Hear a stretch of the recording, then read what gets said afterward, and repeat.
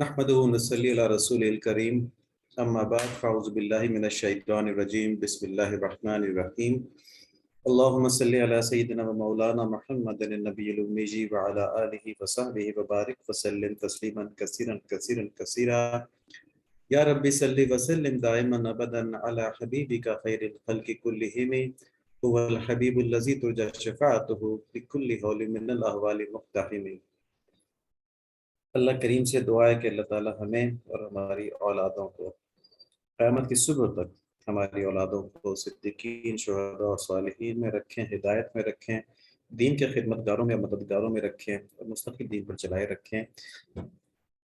क़यामत जैसे जैसे करीब आती जा रही है वैसे वैसे फितने बढ़ते जा रहे हैं, गुमराही के रास्ते खुलते जा रहे हैं, गुमराही के मौक़े बढ़ते जा रहे हैं और दीन की तरफ से बेरग़बती होती जा रही है, क्योंकि इतने ज़्यादा एवेन्यूज़ हो गए हैं इंसान की तवज्जो लेने के लिए कि दीन, क्योंकि वो फौरी नहीं होता, उसका उसका इम्पैक्ट फौरी नज़र नहीं आता। हम ये समझते हैं कि दीन पे चलेंगे तो उसका फ़ायदा या नुकसान आखिरत में होगा, हालांकि उसका असर दुनिया पे होता है लेकिन वो नज़र नहीं आता। जैसे नमाजें पढ़ने से रिस्क में बरकत होती है, तो बरकत तो होती है लेकिन बरकत आती हुई हमें फिजिकली नज़र नहीं आती, ठीक है, और रुपया या नोट हमें फिजिकली नज़र आता है। तो इसलिए हमारी तवज्जो, जबकि दीन की बातें बहुत ज़्यादा हम ना सुन रहे हों, जबकि ऐसे लोगों में ना उठ बैठ रहे हों जिनसे हमारी रूह को जिला मिलती है, जिनसे हमारी रूह को ज़िंदगी मिलती है, तो फिर हमें जो बातें नज़र नहीं आ रही लेकिन उनका ताल्लुक ईमान से, उससे हमारा ताल्लुक कम हो जाता है, उसकी तरफ हम कम तवज्जो करते हैं, और जो टेंजिबल चीज़ें होती हैं, जो नज़र आ रही होती हैं, उसकी तरफ हमारी तवज्जो ज़्यादा हो जाती है। तो हमारी सारी खुशियाँ, सारी लज़्ज़तें टेंजिबल चीज़ों की तरफ हो जाती हैं। इनटेंजिबल्स जिनका ताल्लुक आखिरत से ज़्यादा है, यानी जो महसूस हाथ से, हमारे हिस्सों से नहीं होती, इनटेंजिबल से मुराद वो है, तो उनकी तरफ तवज्जो नहीं रहती। तो इसीलिए फिर हम शुरू करते हैं पहले कि हमारे इस प्रोग्राम का मकसद क्या है, जो हमारी ज़िंदगी का भी मकसद है। देखिए सूरह आल इमरान की आयत नंबर 14 है, लोगों के लिए उनकी नफ्स की पसंदीदा चीज़ों की महब्बत खुशनुमा बना दी गई है, जैसे औरतें और बेटे और सोने चांदी के जमा किए हुए खजाने और निशानदार घोड़े और चौपाए और खेतियाँ। ये अल्लाह ताला ने सारी दुनिया की नेमतें गिन डाली हैं, सब इसमें तकरीबन आ गई हैं, तो बाकी उनकी सारी तफसीलात हैं। ये सब तो सिर्फ दुनियावी जिंदगी का सामान है, और अबदी अंजाम का हुस्न तो सिर्फ अल्लाह ताला ही के पास है। अब हम देखते हैं कि इस आयत की रोशनी में हमें क्या मालूम होता है।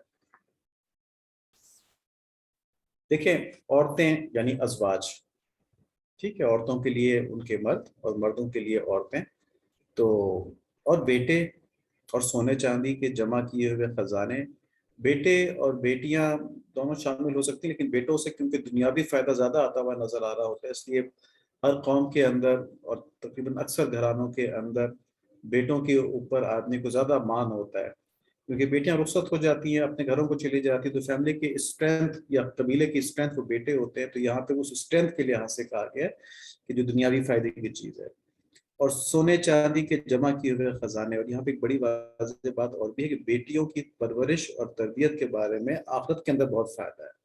वो हदीस शरीफ है, नबी सल्लल्लाहु अलैहि वसल्लम ने फरमाया, जिसने अपनी 2 या 3 बेटियों की परवरिश प्रॉपर की और उसके ऊपर पूरी तवज्जो की और शादियां की, तो फिर वो बहुत करीब होंगे क़यामत के दिन। तो बड़े फायदे हैं आखिरत के लिहाज से, लेकिन यहाँ पे क्योंकि दुनिया की नेमतों की बात हो रही है इसलिए इस तरह से फोकस किया गया है। सोने चांदी के जमा किए हुए खजाने और निशानदार घोड़े और चौपाए और खेतियां, ठीक है, तो इसमें हमारी दुनिया की तमाम रिसोर्सेज आ गई, बड़े बड़े घर आ गए, बहुत बड़ा बिजनेस आ गया, बड़ा लैंड्स हमारे पास आ जाएं, फैक्ट्रीज आ जाएं, मिल्स आ जाएं, तो क्या इनके बगैर जिंदगी गुजर सकती है?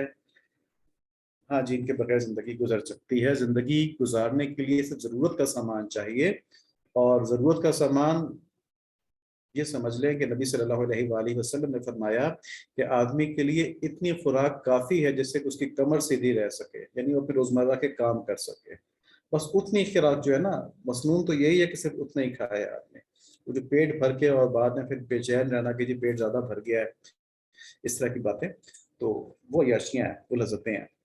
तो इन चीज़ों के बगैर ज़िंदगी गुजर सकती है, लेकिन हम बेहतर से बेहतर और ज़्यादा से ज़्यादा ये चीज़ें हासिल करना चाहते हैं। ऐसा है ना تو وہ اس لیے ہے کہ اللہ تعالیٰ نے ان کی محبت ہمارے لیے خوشنما بنا دی ہے، آیت میں یہی بتایا گیا ہے۔ تو جب اللہ تعالیٰ نے خوشنما بنا دی تو ظاہر ہے پھر اس طرف توجہ کرتے ہیں، ہم اس طرف بھاگنے کی کوشش کرتے ہیں، نیچرل ہے یہ بالکل۔ تو کیا ان کی طرف بھاگنا، ان کو حاصل کرنا، ان کو بڑھانا یہی زندگی ہے؟ تو ہم میں سے ہر مسلمان کو معلوم ہے کہ یہ زندگی نہیں ہے، زندگی کا مقصد کچھ اور ہے۔ اب دیکھیں اس آیت میں بتایا گیا کہ دنیا کی حرص اور محبت ہمارے اندر رکھ دی گئی اور اس کے دو مقاصد ہیں، ٹھیک ہے جی۔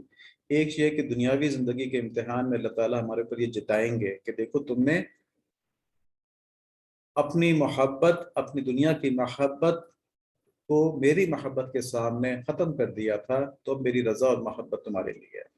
اور جن لوگوں پر عذاب ہوگا اللہ تعالیٰ ہم سب کو اس میں ہونے سے محفوظ فرمائے، ان کو جتائیں گے کہ تم نے دنیا کی محبت کو میری محبت کے مقابلے میں آگے رکھا، میری بات نہیں سنی اور اپنے من پسند زندگی گزارتے رہے اور اس میں زیادتیاں کرتے رہے، لوگوں پہ ظلم کرتے رہے، گناہ کرتے رہے، تو یہ ایک امتحان ہوگا۔ ایک مقصد تو یہ ہے دنیا کی محبت دل میں رکھنے کا کہ جب محبت ہوگی تو اس کا مقابلہ اللہ تعالیٰ کی محبت سے ہوگا نا۔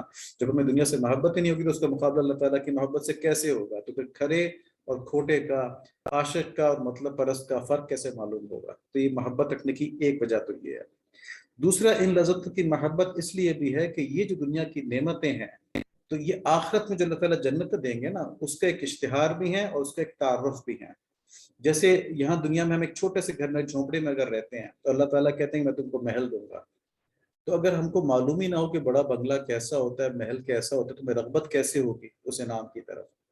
اسی طرح اللہ تعالیٰ کہتے ہیں کہ تمہیں دودھ اور شہد کی نہریں ہوں گی وہاں پہ، تو دنیا میں دودھ اور شہد نہ کھایا ہو کبھی، تمہیں رغبت کیسے ہوگی کہ دنیا جو آخرت میں جنت کے دودھ اور شہد ہیں وہ کیسے ہوں گے؟ تو یہاں جو مزے رکھے ہیں، یہاں جو خوبصورتیاں رکھی ہیں، وہ آخرت کی نعمتوں کا اشتہار ہے اور ان کے تعارف کا سبب ہے۔ لیکن یہ صرف اشتہار ہے، جیسے اشتہار میں جب آپ دیکھتے ہیں کہ ایک آدمی پیزا کھا رہا ہے تو پیزا کا ذائقہ تو آپ کو نہیں آ رہا ہوتا، ہاں اشتہا بڑھتی ہے، ایک ڈیزائر بڑھتی ہے کہ مجھے بھی یہ پیزا کھانے کو مل جائے نا، ٹھیک ہے۔ تو اسی طرح جو آخرت کے اصل مزے ہیں وہ تو یہاں پر نہیں آ رہے ہوتے، لیکن ہماری خواہش ہوتی ہے کہ یہاں پر یہ مل رہا ہے تو آخرت میں تو پتہ نہیں اس سے بہتر کتنی بڑی چیز ہوگی۔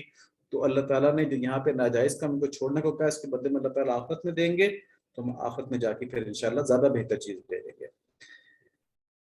اسی لیے اس آیت کے دوسرے والے سے میں فرمایا ہے کہ اصل اور ہمیشہ رہنے والا حسن صرف اللہ کریم کی رضا میں ہے۔ آخرت کا جو حسن ہے، آخرت کی جو خیر کا حسن ہے، اصل اور ہمیشہ رہنے والا جو حسن ہے وہ اللہ تعالیٰ کی رضا میں ہے۔ آخرت کے آیت آخری حصے میں آیت کے یہ فرمایا گیا ہے۔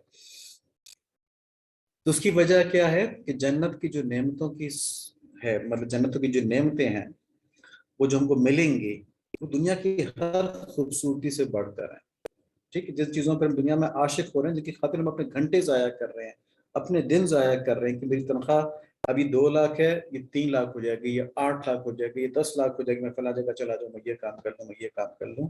یہ سوچتے ہیں، یہ نہیں سوچتے کہ میرے دین کا ابھی میں اللہ تعالیٰ کے اتنا قریب ہوں، میں اس سے زیادہ قریب ہو جاؤں۔ رزق جو اللہ تعالیٰ نے میرے مقدر میں رکھا ہے اس کو میں حلال طریقے سے کمانا مجھ پر واجب ہے، میں اس کو حلال طریقے سے کمانے کی کوشش کروں گا، لیکن پوری زندگی میں اس پہ نہیں لگا دوں گا۔ زندگی میری اللہ تعالیٰ کا قرب حاصل کرنے کے لیے ہے۔ کس لیے؟ دنیا کی جتنی بھی نعمتیں ہیں نا یہ جنت کے مقابلے میں کچھ نہیں ہے، ٹھیک ہے۔ تو جب اللہ تعالیٰ کہتے ہیں تم کو رضا دوں گا تو جنت دیں گے، تو جنت کی نعمتیں دنیا کی نعمتوں سے بہت زیادہ ہیں۔ اور دوسری چیز وہاں پہ کیا ہے؟ اللہ تعالیٰ کی رضا ہے، اللہ تعالیٰ کا دیدار ہے، جو ایسا حسن ہے، جو ایسا حسن ہے کہ جس کے سامنے جنت کا بھی سارا حسن ماند ہے، جس کے سامنے جنت کا بھی حسن کچھ نہیں ہے۔ تو جنت دنیا سے بہت اچھی ہے، اور جنت کے اندر جو اللہ تعالیٰ اپنی رضا اور دیدار دیں گے وہ جنت کی باقی تمام نعمتوں سے بہت اچھا ہے۔ تو ہم نے اس کے لیے کوشش کرنی ہے، اور اس لیے اللہ تعالیٰ فرماتے ہیں سورہ ملک کے اندر کہ الذی خلق الموت والحیات لیبلوکم ایکم احسن عملا وَهُوَ الْعَزِيزُ الْغَفُورُ، کہ اللہ کریم وہ ہیں جنہوں نے موت کو اور حیات کو، یعنی ہماری زندگی کو اور ہماری موت کو اس لیے پیدا کیا ہے کہ ہم کو آزمائیں ہم میں سے کون اچھے کام کرتا ہے۔ تو بس ہمارا مقصد یہ ہے کہ ہم جنت میں جانے کی کوشش کرتے ہیں کہ نہیں، کہ اپنی منمانیاں کر کے، اپنی کم ذوقی سے صرف دنیا کے اندر ہی رغبت کر کے جہنم کے مستحق کوئی ہو جائے۔ اللہ تعالیٰ بہت زیادہ محفوظ فرمائے۔ اور یہاں اللہ تعالیٰ دو باتیں اور بھی فرما رہے، واللہ وہو عزیز الغفور، کہ اللہ تعالیٰ غالب بھی ہے، یہ مت سمجھو کہ تم میں سے کوئی اس امتحان سے بچ جائے گا، ٹھیک ہے، کوئی نہیں بچ سکتا۔ اور پھر یہ بتا رہے غفور بھی ہے، میری رحمت کی طرف آؤ، مجھ سے مانگو، کوشش کرو، تم پورا نہیں بھی کر پاؤ گے نا، اگر تمہیں معاف کرنے والوں، تم کوشش تو کرو، تم اس طرف توجہ تو کرو۔ تو ہمارا مقصد یہاں پر یہ نہیں ہے کہ ہم بالکل ہمارے گناہ چھوٹ جائیں، ولی کامل ہو جائیں، سب کچھ ہو جائیں۔ ہمارا مقصد یہاں پر اس وقت یہ ہے کہ ہم کوشش تو شروع کر دیں، ہم اتنا تو کر لیں کہ ہمارا ڈیلی کا کچھ وقت اللہ تعالیٰ کی رضا حاصل کرنے کے لیے خاص طور پہ فکر کرنے کے لیے مختص ہو جائے، اس میں ہم سوچیں، اس میں ہم کوشش کریں، اس میں ہم اللہ تعالیٰ سے بات کریں کہ یا اللہ ایسا دل کر دیں کہ بس میں آپ کی طرف ہی رہا کروں۔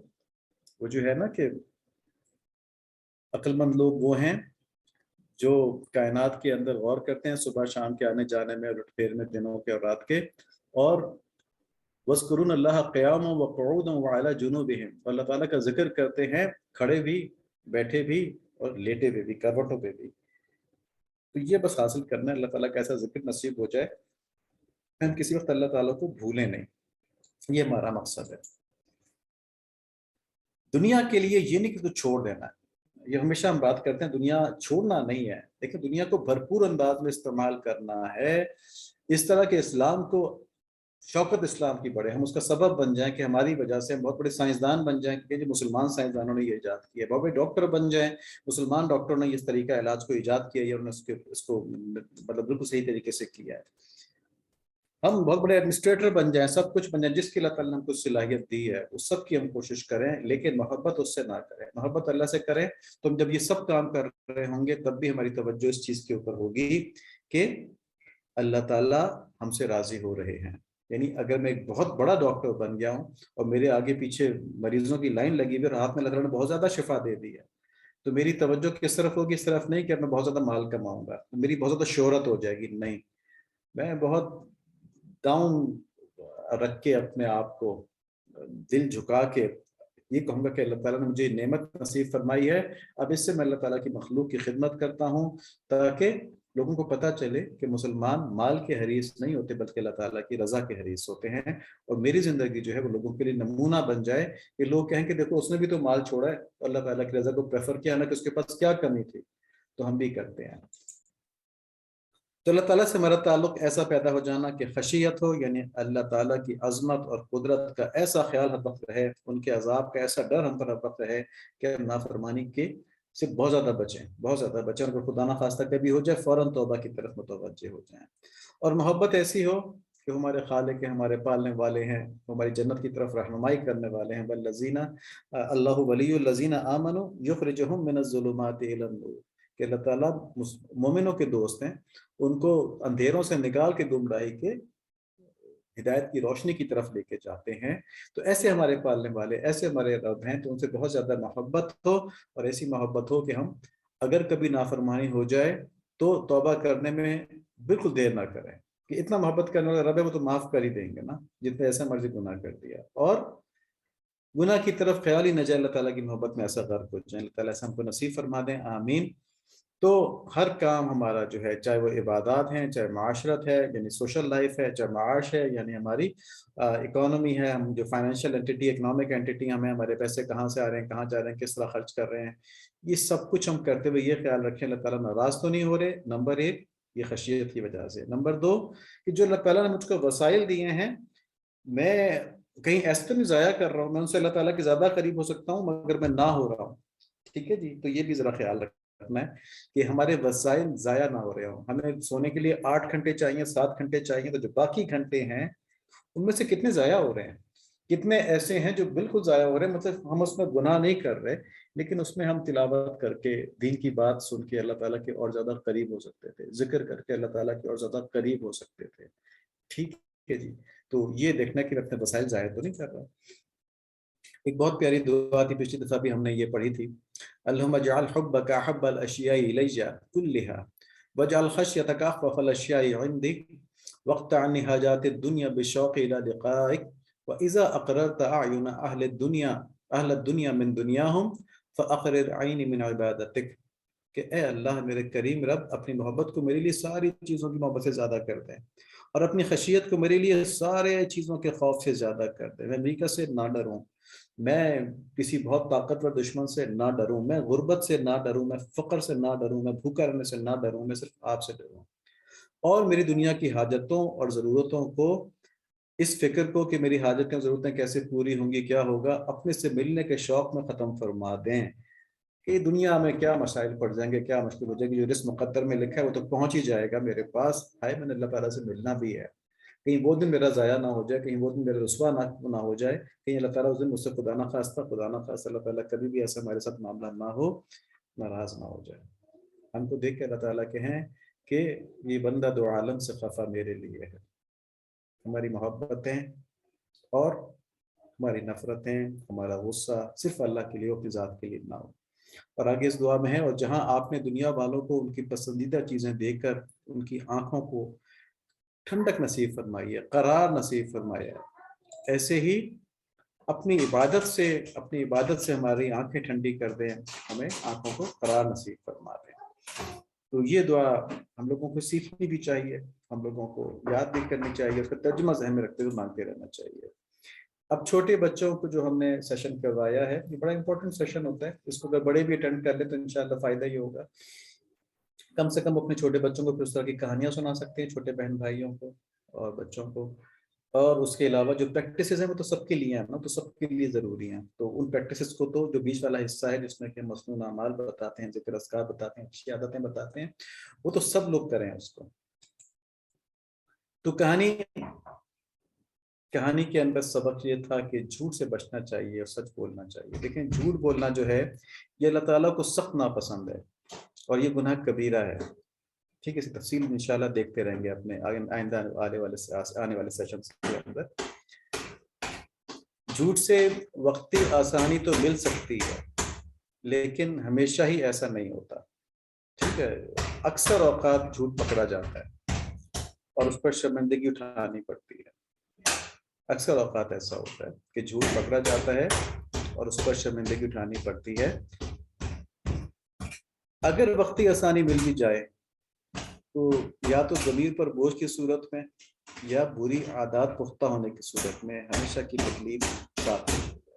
دیکھیں اگر جھوٹ بول کے کسی کو نقصان پہنچایا ہے نا، تو اگر ضمیر زندہ ہے تو مشکل یا مستقل یہ خیال رہے گا کہ یار کر تو لی میں نے چلا کہ، لیکن اس بیچارے کا بڑا نقصان ہو گیا، بڑا ظلم ہو گیا اس پہ، ٹھیک ہے، تو ایک تو یہ تکلیف، یہ کانٹا ساتھ رہے گا، اور دوسرا کیا ہوگا کہ آدمی کو جب پتہ چلے گا کہ میں جب جھوٹ بولتا ہوں تو سزا سے بچ جاتا ہوں، تو وہ اپنی بری عادتوں کے اوپر آگے بڑھتا جائے گا، اور وہ سوچے کہ میں جھوٹ بول کے بچ جاؤں گا، میں کسی اور کو پھنسا دوں گا، تو ایک مستقل برائی کے اندر پھنستا چلا جائے گا، ٹھیک ہے جی۔ تو جھوٹ کے مطلب جو جھوٹ کے نقصانات ہیں وہ بہت زیادہ ہیں، دوسروں کے لیے بھی، معاشرے کے لیے بھی، اور اپنی ذات کے لیے بھی، کیونکہ جھوٹا آدمی پہچانا تو جاتا ہے، وہ ایک دفعہ دھوکہ دے دے گا، 2 دفعہ دے دے گا، لیکن اس کا پتہ چل جاتا ہے، معاشرے کو اس کا پتہ چل جاتا ہے، اور پھر اس کے اوپر کوئی اعتبار نہیں کرتا، تو ضلالت تو اس کی ہوتی ہے، اور اللہ تعالیٰ کی نظر میں تو بہت ہی گر جاتا ہے نا۔ نبی صلی اللہ علیہ وآلہ وسلم تو جھوٹے کو اپنے دل سے گرا دیا کرتے تھے جب تک کہ وہ توبہ نہیں کرتا تھا، یہ بھی حدیث شریف ہے۔ جب نبی صلی اللہ علیہ وآلہ وسلم جن کو اللہ تعالیٰ نے رحمت کا نمونہ بنایا تھا، وہ اگر اس طرح اپنے دل سے گرا دیا کرتے تھے جھوٹے کو، تو پھر اللہ تعالیٰ کا کتنا اس کے اوپر ناراضگی ہوگی۔ تو جھوٹ کو ہلکا بالکل نہ سمجھیں، جھوٹ بہت ہی بڑا گناہ ہے، ٹھیک ہے، تو اس سے بہت زیادہ گناہوں کے راستے کھل جاتے ہیں۔ سچ سے انسان میں خود اعتمادی پیدا ہوتی ہے، انسان کی بری عادتیں چھوٹتی ہیں۔ دیکھیں آدمی سوچتا ہے کہ میں نے یہ غلط کام کر لیا، کسی نے مجھ سے پوچھا تو میں کیا کروں گا، کیا جواب دوں گا، کیا جھوٹ بولوں گا، اس سے بہتر یہ غلط کام کری نہ، مجھے جھوٹ نہ بولنا پڑ جائے، اس کو عزت ملتی ہے، ٹھیک ہے، یہ سچ کے فائدے ہیں۔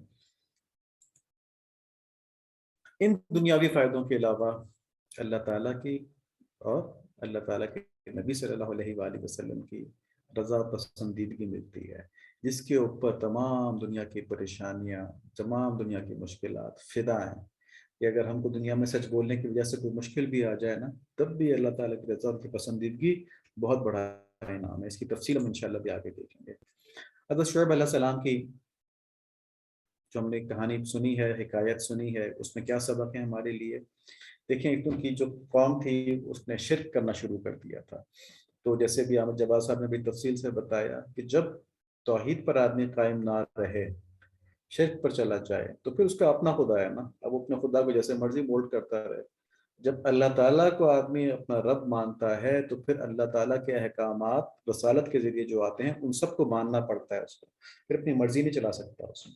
لیکن اگر کسی درخت کو، کسی بت کو، کسی پتھر کو، کسی بندر کو اپنا خدا مان لیا تو اس سے جو مرضی ایکسپیکٹ کر لیں. وہ کہتے مجھ سے کہتا ہے کہ میں اس کے اوپر اگر قربانی کر دوں گا تو بس یہ خوش ہو جائے گا، میں اس کے اوپر پیسوں کی بھیٹ دے دوں گا تو یہ خوش ہو جائے گا.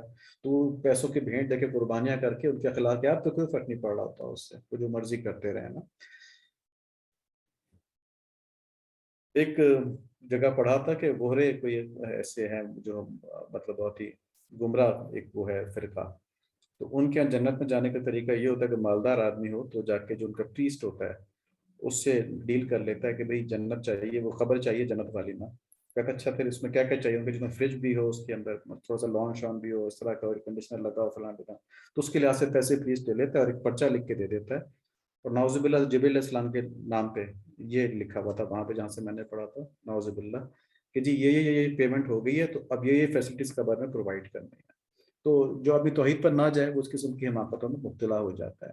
تو جب اس قسم کی حماقتوں میں مبتلا ہوتا ہے تو اس کا نفس اس پہ غالب ہو جاتا ہے. پھر اس میں تمام سوشل، اکنامک اور اس کی پرسنالٹی وائز جو اس کے اخلاقیات ہوتے ہیں ان سب کے اندر اس کی برائیاں گھس جاتی ہیں. تو اب ہم یہ نہ دیکھیں کہ جو کفار ہیں، جو مشرک ہیں، وہ تو بڑے امیر ہیں، بڑے خوش ہیں وہ قومیں. مسلمان اس وقت جو ہے مصیبت کے اندر ہیں جو توحید کا دعویٰ کرتے ہیں، لیکن کفار تو بڑے مزے میں ہیں. تو مال و دولت کے باوجود اللہ تعالیٰ ان کو پریشانی میں رکھتے ہیں. قومی مال و دولت جو ہے اس کا مطلب یہ نہیں ہے کہ آدمی سکون سے ہے. دیکھیں افغانستان کے اندر دولت اور مال نہیں ہے، بہت زیادہ کمی ہے، مائیں اس وقت پریشانی ہے، لیکن ہر وقت وہ کس سوچ میں ہے؟ ٹھیک ہے کہ اللہ تعالیٰ کے احکام کی خلاف ورزی نہ ہو مال و دولت لینے کے لیے، بلکہ اللہ تعالیٰ کے احکام کو سامنے رکھتے ہوئے ان کی پابندی کرتے ہوئے ہم جو لے سکتے ہیں وہ پہنچا دیں، اور جو نہیں ملتا اس پہ صبر کریں. تو یہ اتنی بڑی سوچ ہے اس وقت، اس مادیت کے دور میں یہ اتنی بڑی سوچ ہے کہ اس پہ اللہ تعالیٰ بے انتہا پوری قوم کے اوپر انعامات برسا رہے ہوں گے، اپنی رحمتیں برسا رہے ہوں گے. ٹھیک ہے جی. لیکن جہاں مال و دولت کی کثرت ہے، اللہ تعالیٰ کی فکر ہی کوئی نہیں ہے، تو وہاں ظاہر ہے بچوں کی وجہ سے آدمی کے اوپر مصیبتیں آ رہی ہیں، آدمی کے اوپر بزنس کی وجہ سے مصیبتیں آ رہی ہیں. آدمی بہت بڑا بزنس مین ہے لیکن اس کو لاس ہو رہا ہے، یا اس کو یہ فکر لگی ہوئی ہے کہ مجھے لاس ہونا جائے، یا اس کو یہ فکر لگی ہوئی ہے کہ میرا بزنس دفعہ گرو نہیں کیا. ٹھیک ہے نا، پہلے تو 5% گروتھ مشکل سے آئی ہے میرے پاس، 10-15% ہونی چاہیے تھی گروتھ میری، کسی نہ کسی مشکل میں لگا ہوا ہے.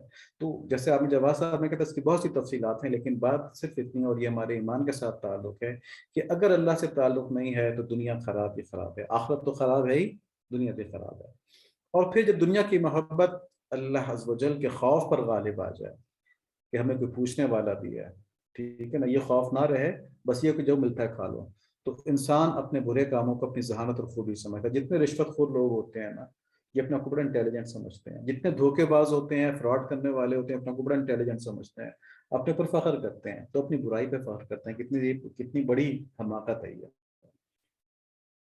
مالداری عام طور پہ امیر آدمی کے لیے بہت بڑا امتحان ہوتا ہے، کیونکہ اس کو مشکلات اور پریشانیاں نہیں آ رہی ہوتی نا بہت ساری. تو وہ اللہ تعالیٰ کی طرف متوجہ ہونے کا اس کے پاس کوئی بہانہ نہیں ہوتا. مشکل اور پریشانی میں تو آدمی کے سارے وسائل اور سارے ذریعے اور سارے جو اس کی مدد کے وہ نظر آنے والے اسباب ہوتے ہیں ختم ہو جاتے ہیں. پھر کہتے ہیں اللہ تعالیٰ کی طرف مڑ جاؤ، وہ تو موجود ہے نا. تو اس وقت اس کے لیے یہ بڑی رحمت ہوتی ہے کہ اس کے پاس اللہ تعالیٰ کی طرف مڑنے کے مواقع ہوتے ہیں مفلسی کے اندر. لیکن امیر آدمی جس کے اوپر کوئی مشکل پریشانی نہ ہو، اس کے لیے بہت بڑا عذاب ہو جاتا ہے کہ وہ کس بہانے اللہ تعالیٰ کی طرف مڑے. تو ہر چیز بغیر مانگے مل رہی ہے تو وہ کیا کرے اپنا. تو اس وقت شکر گزاری جس کے اندر ہو صرف وہ اللہ تعالیٰ کی طرف مڑ سکتا ہے. جب اپنی نعمتوں کو دیکھتا ہے تو کہتا ہے کہ یا اللہ کو کتنا احسان ہے، آپ نے مجھے دے دیا یہ چیز. میں آپ کی مخلوق میں اتنے بہت سے لوگ تھے، آپ نے ان سے بڑھ کے مجھے عطا فرمایا ہے. تو صرف ایسا شخص جس میں شکر گزاری ہو وہ تو بچ جاتا ہے. ادروائز مالداری اور خصوصاً حرام کا مال، اور دیکھیں حرام کے مال پر شکر گزاری نہیں ہو سکتی، ٹھیک ہے نا. تو یہ والی کنڈیشن بھی وہاں ختم ہو جاتی ہے.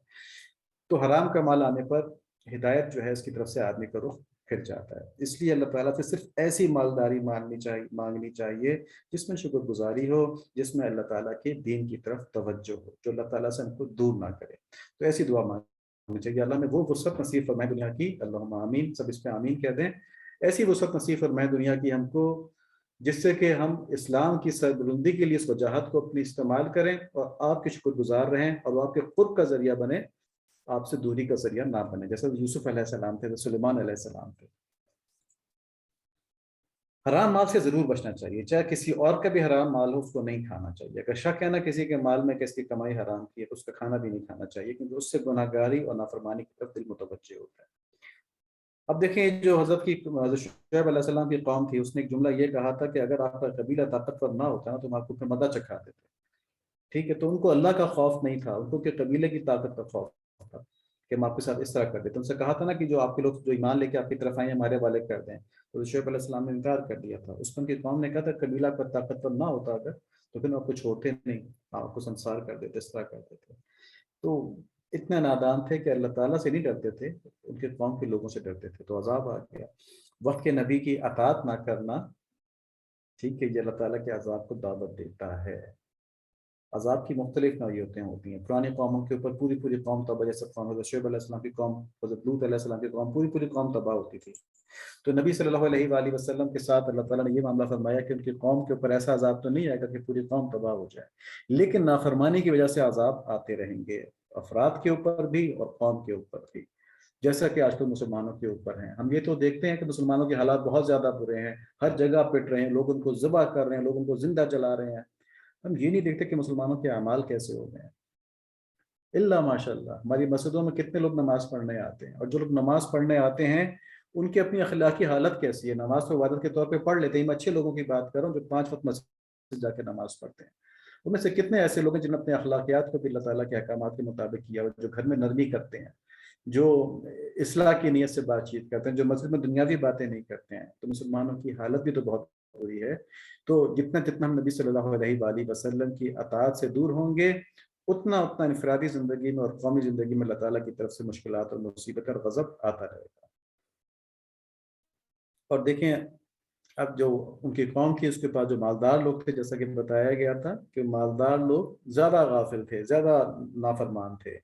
تو مال سے، نعمتوں سے اللہ تعالیٰ کی طرف غفلت نہیں کرنی چاہیے، بلکہ ان کا شکر ادا کرنا چاہیے، اور ساتھ ساتھ خاتمہ بالخیر کی دعا مانگتے رہنا چاہیے۔ اللہ کریم ہماری مدد فرمائے، آمین۔ آج ہم نے ایک چیز اور دیکھنی ہے کہ ہم نے بات کی ہے صبر کی اور شکر کی پچھلے ویک کے سیشن کے اندر، اور یہ اللہ تعالیٰ کی طرف بڑھنے کے 2 ذرائع ہیں کہ یا ہم صبر کے ذریعے اللہ تعالیٰ کی طرف بڑھیں کہ مشکلات آ رہی ہیں، اور نعمتیں ہمارے پاس ہے شکر کے ذریعے بڑھیں۔ آج ہماری بات ہو رہی ہے سچ بولنے پر، جھوٹ سے بچنے پر۔ تو ہم دیکھیں گے کہ سچ بولنا جو ہے یہ بھی صبر کا ایک شعبہ ہے، ٹھیک ہے، اور سچ بولنے پر شکر بھی ادا کرنا چاہیے۔ اس کی تفصیل ہم دیکھتے ہیں، یہ 2 باتیں کہ صبر جو ہے، یہ سچ جو ہے یہ صبر کا شعبہ ہے، اور اگر سچ کی توفیق ہو جائے تو شکر ادا کرنا چاہیے، دونوں چیزیں اس میں آ جاتی ہیں۔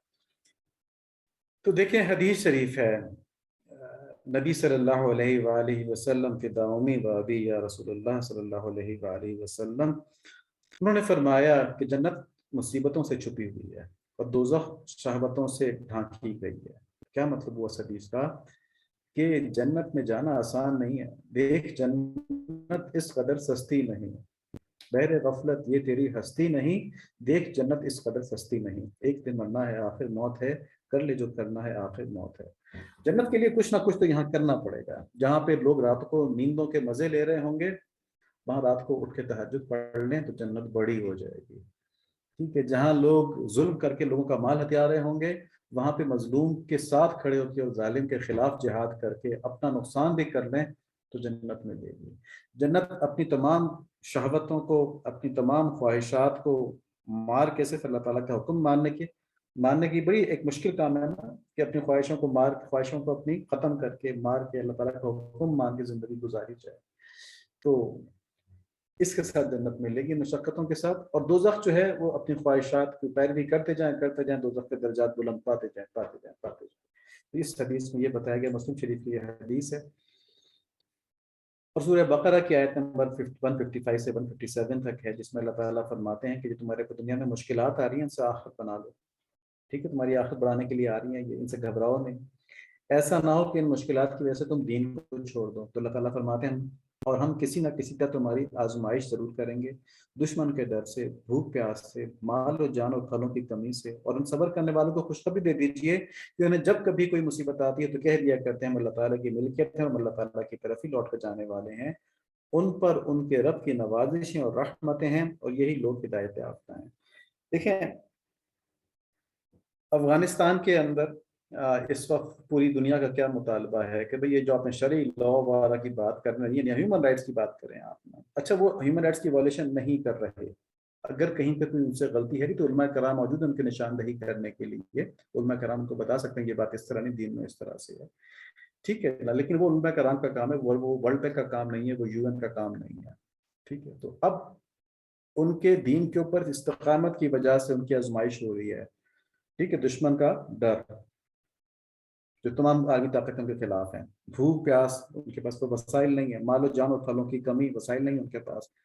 اور اگر ان پہ وہ صبر کرتے ہیں اور کہتے ہیں کہ انا للہ و انا الیہ راجعون، تو اللہ تعالیٰ فرماتے ہیں کہ میری طرف سے خوشخبری ہے کہ تمہارے پر رحمت و نوازشیں ہیں.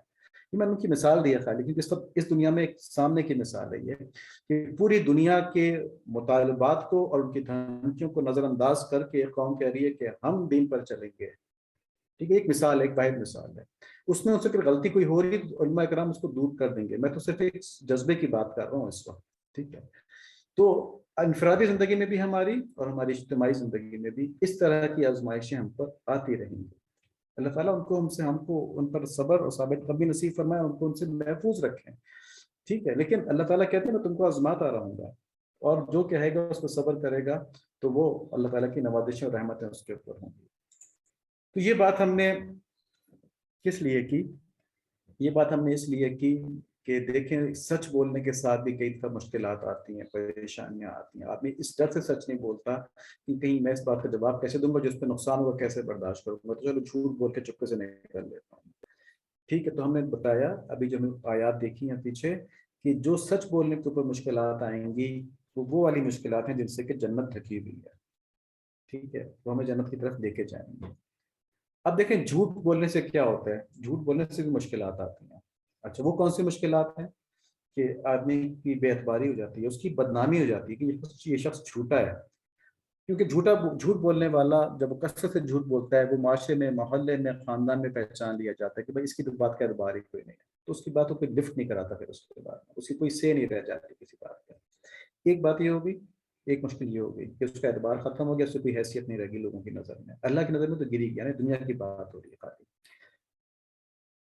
دوسری کیا بات ہے کہ برائیوں کی اصلاح نہیں ہوتی، بڑھتی جاتی ہیں برائیاں. اس کی کہتا ہے میں یہ کام کر لوں گا تو کوئی مجھ سے پوچھے گا تو یہ کیا دوں گا. دھوکہ دیتا ہے، فراڈ کرتا ہے، برائیاں بڑھتی جاتی ہیں. یہ دنیا کی مصیبتیں ہیں اور آخرت میں اللہ تعالیٰ کی ناراضگی ہے. دیکھیں جھوٹ بولنے کے ساتھ بھی مشکلات ہیں. وقتی طور پہ کوئی آسانی آ سکتی ہے، ضروری نہیں کہ آئے مگر آ بھی سکتی ہے، لیکن اس وقتی آسانی کے باوجود جھوٹ بولنے کے ساتھ مشکلات ہیں جن کا یہ انجام ہے.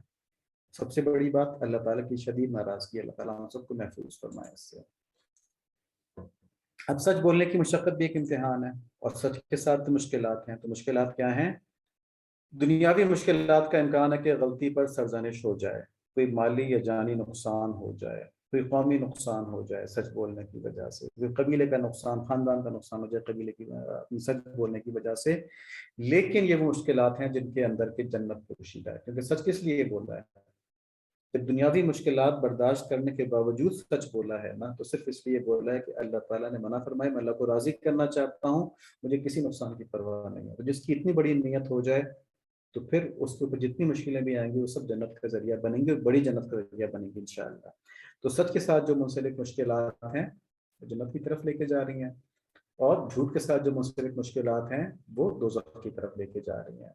سچ کے ساتھ منسلک مشکلات جو ہیں وہ ان کو دنیا میں مشقتیں آ سکتی ہیں، مگر پھر بھی جس کی غلطی کی ہے نا ہم نے، اس کے دل میں یہ بات ضرور ہے کہ سچ بول کے اس نے بات کی ہے، اس نے جھوٹ نہیں بولا ہے، جھوٹ بول سکتا تھا. جیسے بچے جو ہوتے ہیں نا، اگر وہ والدین سے سچ بولتے ہیں تو والدین کے دل میں یہ بات ضرور آتی ہے کہ دیکھو میرے سامنے سچ بول دیا اس نے. اور والدین کو یہ چاہیے یہ بہت ضروری ہے کہ بچہ اگر سچی بات بتا دے، اپنی غلطی ایڈمٹ کر لے، سچ سچ ساری بات بتا دے، تو کبھی سزا مت دیں اس کو انکریج کریں کہ بیٹا سب سے بڑی خوشی تو مجھے اس بات کی ہوئی ہے کہ تم نے میرے سامنے سچ بولا ہے، تم نے جھوٹ نہیں بولا، تو بس تمہاری ساری غلطی سچ نے معاف کروا دی۔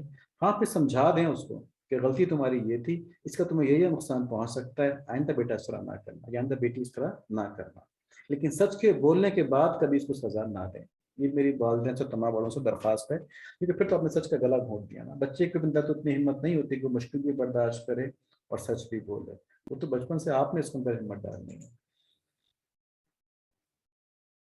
دیکھیں، سچ بولنے پر ہم نے کہا تھا صبر کے ساتھ لنکڈ ہے نا، تو کس طرح سے ہے؟ ایک تو یہ توفیق ہے اللہ تعالیٰ کی طرف سے بہت بڑی، سچ بولنا، تو یہ کس طرح لنکڈ ہے کہ اگر سچ بولنے پر مشکل آ جائے تو خوشی سے برداشت کریں کہ جنت کا سامان ہو گیا۔ دیکھیں، روزے کے اوپر بھی جو مشقت آتی ہے برداشت کرتے ہیں نا، خوشی سے برداشت کرتے ہیں، یہ تو ہوگی دینی بات۔ دنیاوی بات ہے، کسی آپریشن کی تکلیف کو بھی ہم برداشت کر لیتے ہیں نا خوشی خوشی، کہ ڈاکٹر نے کہہ دیا ہاں مجھے پرسوں آپریشن کر دے گا، اس نے بڑی پہلے ڈیٹ دے دی ہے، جتنا جلدی ڈیٹ مل رہی ہے اور زیادہ خوش ہو رہے ہوتے ہیں کہ جلدی آپریشن ہو جائے گا، فارغ ہو جاؤں گا جی، ٹھیک ہے نا۔ تو پھر خوش ہوتے ہیں کہ جی بڑا قابل ڈاکٹر اللہ کا شکر ہے مل گیا، جو مجھے کاٹے گا وہ میرے چیز نکال دے گا۔ تو ہم آپریشن کی تکلیف دنیا کی صحت کے لیے خوشی سے برداشت کرتے ہیں، تو سچ کی تکلیف اخلاق کی صحت کے لیے اور آخرت میں اللہ کی رضا کے لیے خوشی سے برداشت کرتے ہیں، تو یہ صبر ہو جائے گا۔ اور اگر سچ بولنے پر اللہ کریم کی مہربانی سے کچھ نقصان نہ ہو تو شکر کریں، ٹھیک ہے۔ جیسے بچے نے سچ بول دیا، آپ نے اسے کچھ نہیں کہا، آپ نے اس کو کہا سچ بولنے پہ، اس کو انکریج کیا، اس کی تعریف کی اور اس کو غلطی کے بارے میں نشاندہی کر دی، تو کیا ہوا؟ سچ بولنے میں نیک نامی میں اضافہ ہوا۔ اور ایک بات اور مل گئی کہ ہمارے اخلاقیات جو ہیں ان کے اندر سچ شامل ہو گیا، یعنی کہ ہماری جو صفات ہیں اس سچا ہونا بھی شامل ہو گیا، تو ہمارے اخلاق کو اللہ تعالیٰ نے سچ بولنے سے زینت بخشی، اللہ تعالیٰ مفت میں راضی ہو گئے۔ یعنی کہ اگر کوئی نقصان بھی نہیں پہنچا ہم کو سچ بولنے کے بعد، ہماری غلطی اگلے نے معاف کر دی، تو پھر تو سچ بولنے پہ مفت میں ہی راضی ہو گئے نا، نقصان کوئی نہیں ہوا اور دنیا کے فائدہ بھی مل گیا اور آخرت کا بھی فائدہ مل گیا، تو یہ شکر کرنا چاہیے، ایسی سچ کی توفیق پہ شکر کرنا چاہیے۔ اور اگر مشکلات پڑ گئی ہیں تو اس میں صبر اور شکر دونوں ہیں۔ صبر اس پہ کہ مشکل کو صبر سے برداشت کیا، اور شکر اس پہ کہ اللہ تعالیٰ نے مجھے اتنی ہمت دی کہ میں نے سچ بولا اور اس مشکل کو برداشت کیا، اب اللہ تعالیٰ مجھے جنت دیں گے نا، تو اس ہمت کے ملنے کے اوپر شکر کرنا چاہیے۔ ہمیشہ بے خوف ہو کر سچ بولیں، میں نے کہا نا کتنی بڑی بات ہے، تو اس کے دیکھیں نا کتنا عظیم کام ہے سچ بولنا، کہ آدمی ایک رسک لے کے کہتا ہے میں اللہ تعالیٰ کو راضی کروں گا۔ دیکھیں اگر شرعی حکمت نہ ہو تو سچ ہمیشہ بے خوف ہو کر بولیں۔ شرعی حکمت کیا ہوتی ہے؟ جیسے کسی میں صلح کروانا، زوجین میں محبت پیدا کرنا، اور میں بیوی کی خاطر جھوٹ بول دوں، بیوی میری خاطر جھوٹ بول دے، جھوٹ یعنی کہ دھوکہ دینے والا، ایسی بات جیسے دل خوش ہو جائے نا، ٹھیک ہے۔ تو جیسے کھانا اچھا نہیں بنا ہوا ہے لیکن بیوی کا دل خوش کرنے کے لیے آپ نے کہہ دیا تم بڑا اچھا کھانا بنا لیا تم نے، تو خوش ہو جائے گی بیچاری، ٹھیک ہے، حالانکہ تھوڑا سا جھوٹ ہو گیا لیکن وہ خوش ہو گئی، ٹھیک ہے۔ اسی طرح بیوی کو آپ کا لایا ہوا کپڑا پسند نہیں آیا ہے لیکن کیونکہ آپ محبت سے لے کے آئے، بیوی نے کہا جی بہت اچھا ہے، مجھے بڑا اچھا لگا، میں اسے بنا کے پہنوں گی، تو یہ بات ہوگی۔ جنگ میں تدبیر کرنا یہ بھی جھوٹ میں شامل نہیں ہوتا۔ سچ بولتے وقت اعتماد سے اللہ کریم پر بھروسہ رکھیں کہ یا تو یہ جنت کا سامان ہے، ٹھیک ہے، اور اگر کوئی مشکل نہیں پڑی ہے تب بھی یہ جنت کا سامان ہے، کیونکہ اللہ تعالیٰ کی مفت کی رضا مل رہی ہے اس پہ، ٹھیک ہے۔ تو یا تو مشقت برداشت کرنے کی وجہ سے جنت کا سامان ہے، یا پھر اللہ تعالیٰ کی رضا ملنے کی وجہ سے مفت کا یہ جنت کا سامان ہے، اور سچ میں نیک نامی تو ہر حال میں ہے ہی ہے۔ اب دیکھیں یہاں پہ ہم آخر میں کلوز کرتے ہیں اس کو، سورہ احزاب کی آیت نمبر 70 سے لے کے 73 تک ہے کہ اے ایمان والو اللہ تعالیٰ سے ڈرو، یا ایھا الذین آمنوا اتقوا اللہ، اللہ سے ڈرو اے ایمان والو، وقولوا قولا سدیدا، اور سیدھی سچی بات کیا کرو۔ دیکھیں یہاں اللہ تعالیٰ کیا کہہ رہے ہیں، اس آیت پہ غور کریں، مسلمانوں کو، مومنوں کو کہہ رہے ہیں، کفار کو مخاطب نہیں کیا، مومنوں کو کیا ہے کہ اللہ سے ڈرو۔ کیا مومن اللہ سے نہیں ڈرتے؟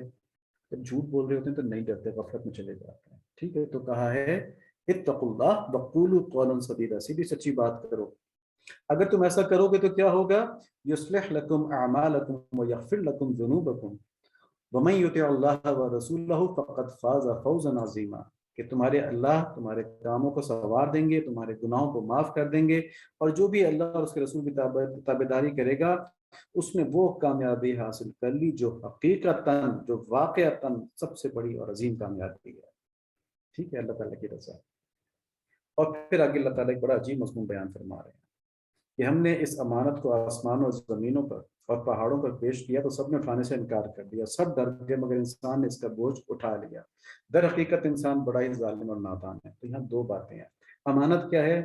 امانت یہی چیز ہے کہ آدمی اپنے اختیار سے اللہ تعالیٰ کی تابعداری اختیار کرے۔ تو کیونکہ ہم سچ کی بات کر رہے ہیں، تو جھوٹ بولنے کا اختیار بھی انسان کے پاس ہے، لیکن جب وہ کہتا ہے کہ میں سچ بولوں گا، اس میں خالی سچ کی بات نہیں ہے، اس امانت میں تمام اللہ تعالیٰ کے احکامات کی بات ہو رہی ہے، لیکن ہمارا فوکس اس پر سچ کے اوپر ہے۔ تو جب آدمی اپنے اختیار سے کہتا ہے کہ میں تمام مشکلات، تمام پریشانیاں برداشت کروں گا مگر جھوٹ نہیں بولوں گا، بولوں گا سچ ہی، ٹھیک ہے، تو اللہ تعالیٰ کی رضا اس کو مل جاتی ہے۔ اب یہ اختیار جو تھا نا کہ اپنے اختیار سے آدمی اللہ تعالیٰ کے احکام ماننے کے بعد کا اپنے آپ کو پابند کر لے، اس کے اوپر تمام کائنات میں ریفیوز کریں گے، نہیں جی اگر ہم نے ایسا نہیں کہ تم دوزخ میں جائیں گے، یہ ہمارے بس کا بات میں دوزخ برداشت کرنا، لیکن انسان نے کہا جی میں کروں گا، ٹھیک ہے۔ اس کے آگے کہا کہ وہ بڑا ظالم اور نادان ہے، انہ کان ظلوما جہولا۔ اب یہ کیوں کہا گیا؟ تو اس کی دو باتیں بیان کی۔ ایک یہ کہا گیا ہے کہ کیونکہ دوزخ کے عذاب کو اس نے اللہ تعالیٰ کی محبت کے سامنے ہلکا لے لیا، اس نے کہا ٹرائی تو مارے نا، مطلب اس کے اوپر انعام کتنا بڑا ہے، اللہ تعالیٰ کی رضا اور محبت ہے، اللہ تعالیٰ مل جائیں گے مجھ کو، تو دوزخ کا رزق تو موجود ہے، لیکن میں ماروں گا، میں کوشش کروں گا، میں اس رزق کو لیتا ہوں، میں کوشش کروں گا اللہ تعالیٰ کی طرف چلوں۔ تو یہ تو ہو گیا انسان ایز اے بنی نو انسان کی بات کہ اس نے یہ چیلنج قبول کر لیا۔ دوسرا جو ہے کہ حقیقت میں ظالم اور نادان ہے، وہ اس لیے بھی ہے کہ جن لوگوں نے اس عہد کو پورا نہیں کیا، جن لوگوں نے اس امانت کو نہیں اٹھایا، انہوں نے دوزخ کو بڑا ہلکا لے لیا، ٹھیک ہے، انہوں نے اللہ تعالیٰ کی رضا کو بڑا ہلکا لے لیا، انہوں نے نہ اللہ تعالیٰ کی رضا جیسے انعام کی قدر کی اور نہ دوزخ جیسے عذاب کو سے خوف کیا۔ تو اصل میں یہ لوگ ظالم ہیں، اپنے اوپر ظلم کرتے ہیں اور نادان ہیں، جاہل ہیں، کہ انہیں پتہ ہی نہیں کہ اللہ تعالیٰ کی رضا کیا ہے اور دوزخ کیا ہے۔ اللہ تعالیٰ ہماری مدد فرمائے، ہمیں سچ بولنے کی توفیق نصیب فرمائے، جو ساری خیر کی، بہت سی خیر کی جڑ ہے، اور جھوٹ بولنے سے بچائیں جو بہت سی بیماریوں کی جڑ ہے۔ اللہ تعالیٰ ہمیں قبول فرمانے، اللہم آمین۔ اللہم صلی علی سیدنا و مولانا محمد النبی الامی وعلی آلہ وصحبہ وبارک وسلم تسلیما کثیرا کثیرا۔ ربنا تقبل منا انک انت السمیع العلیم وتب علینا انک انت التواب الرحیم۔ یا اللہ ہم نے جو کچھ کہا ہے، جو کچھ سنا ہے، یا اللہ اس پر ہم کو عمل نصیب فرما دیں، اس کو ہمارے دل کے اندر رسوخ نصیب فرما دیں، اور ہمارے اعضاء سے، ہمارے جوارے سے اس کو ادا ہونا نصیب فرما دیں۔ یہ باتیں صرف ہماری زبان پہ نہ رہیں، صرف ہماری عقل میں نہ رہیں، بلکہ ہمارے دل میں اس طرح آ جائیں کہ ہمارے اعمال کے اندر یہ آ جائیں۔ اللہم آمین بحرمت النبی الکریم علیہ وعلی آلہ الصلاۃ والتسلیم۔ السلام علیکم ورحمۃ اللہ وبرکاتہ۔